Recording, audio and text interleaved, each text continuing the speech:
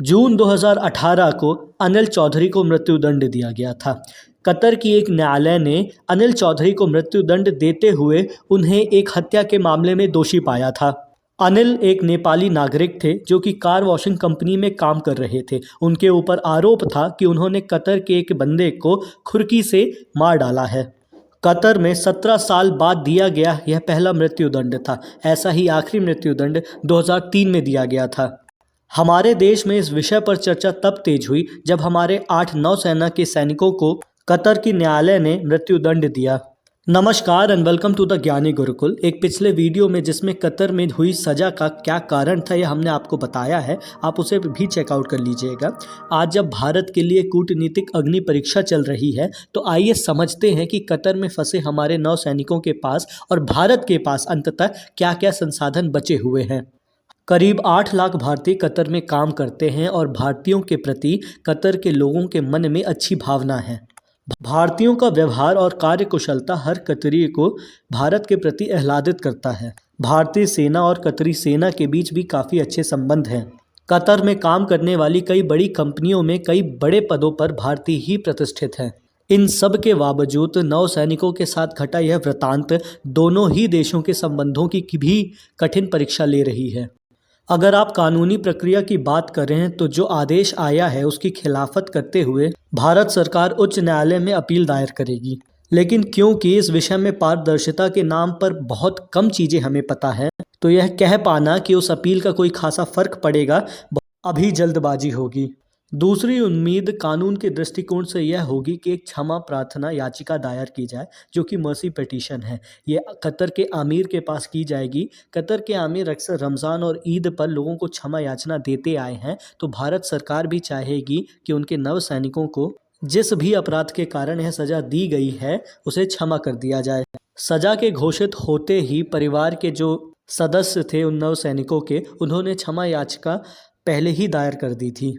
भारत सरकार को diplomatic channels के ज़रिए बातचीत को आगे बढ़ाना चाहिए। जैसा मैंने आपको बताया था कि करीब पिछले 20 साल में सिर्फ एक ही सिटीज़न थे जिनको सज़ा दी गई थी, नेपाली सिटीज़न जो कि कतर में थे। तो नई दिल्ली को संभवतः सभी प्रयास करने चाहिए, चाहे वो प्राइम मिनिस्टर लेवल पे हो या प्रेसिडेंट के लेवल पे हो, उसकी लेवल की डिप्लोमेसी करके और हमारे नौ सैनिकों को छुड़वा कर वापस लाना चाहिए। यह सभी अप्रोच सॉफ्ट अप्रोच हैं। अगर भारत सरकार चाहे तो एक कड़ा रुख भी अपना सकती है। पहला कार्य तो यह होगा कि जो कतर एयरवेज के लैंडिंग राइट्स हैं उनके बारे में वापस से परीक्षण और निरीक्षण करना।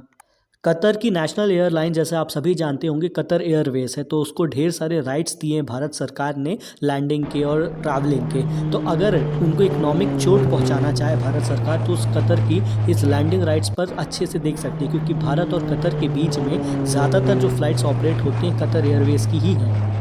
दूसरी बड़ी चोट भारत कतर की साख पर पहुंचा सकता है वैश्विक स्तर पर। जैसे आप सभी जानते हैं कि कतर के और हमास के काफ़ी अच्छे संबंध हैं। इजराइल ने जब हमास पर आक्रमण किया तो हमास के कई नेता आज भी कतर में ही रह रहे हैं। जो जितने भी बड़े नेता हैं वो कतर में ही रहते हैं। भारत अब तक हमास को एक आतंकवादी संगठन नहीं मानता। अगर भारत हमास को आतंकवादी संगठन घोषित कर देगा तो ये एक पंथ दो काज वाली बात हो जाएगी। पहला तो इजराइल के साथ और अच्छे घनिष्ठ संबंध भारत के हो जाएंगे सुनिश्चित। दूसरा, क्योंकि कतर स्पॉन्सर करता है हमास को अपने घर बैठालता है, उसकी पूजा अर्चना करता है, तो एक तरीके से कोई स्टेट स्पॉन्सर टेररिस्ट को स्पॉन्सर कर रहा होगा कतर, तो इसलिए उसका बड़ा नाम आ जाएगा स्टेट स्पॉन्सर टेररिज्म के नाम पर। भारत कतर को ऑयल और नेचुरल गैस सप्लाई करता है। हालांकि अगर आप इकोनॉमिक मुद्दे की बात करें तो ये दोनों ही पक्षों के लिए बराबर है। तो अगर यह चोट एक देश को लगेगी तो दूसरे देश में भी दिखेगी। इसलिए मुझे नहीं लगता कि भारत इस वाले मुद्दे पर किसी बात को भी छेड़ेगा जो इकोनॉमिक लेवरेज है। आज भारत बहुत मजबूत स्थिति में, हमारे पश्चिमी और पूर्वी दोनों ही देशों के साथ काफ़ी अच्छे संबंध हैं। चाहे अमेरिका ले लीजिए, यूरोप ले लीजिए, यूनाइटेड किंगडम ले लीजिए या रूस ले लीजिए। कतर के आसपास के देश जैसे सऊदी अरेबिया या यूएई, इनसे भी भारत के घनिष्ठ संबंध हैं। तो भारत यह मुद्दा इन सभी के साथ उठा सकता है और कतर पर एक दबाव भी बना सकता है। अमेरिका ने कतर को मेजर नॉन नेटो अलाई का दर्जा दिया हुआ है। इस दर्जे के तहत दोनों ही देशों के बीच में काफ़ी अच्छे सैन्य संबंध होते हैं और अमेरिका इस देश को अपनी सबसे उच्चतम सैन्य क्षमता वाले जो प्लेन्स होते हैं, मिसाइल्स होते हैं, इनको एक्सपोर्ट करता है। भारत और अमेरिका के संबंध बहुत मजबूत हैं, तो भारत अमेरिका की मदद से कतर के ऊपर दबाव बना सकता है कि इस मुद्दे पर कतर के आमीर अच्छा डिसीजन ले, भारत के पक्ष में डिसीजन ले।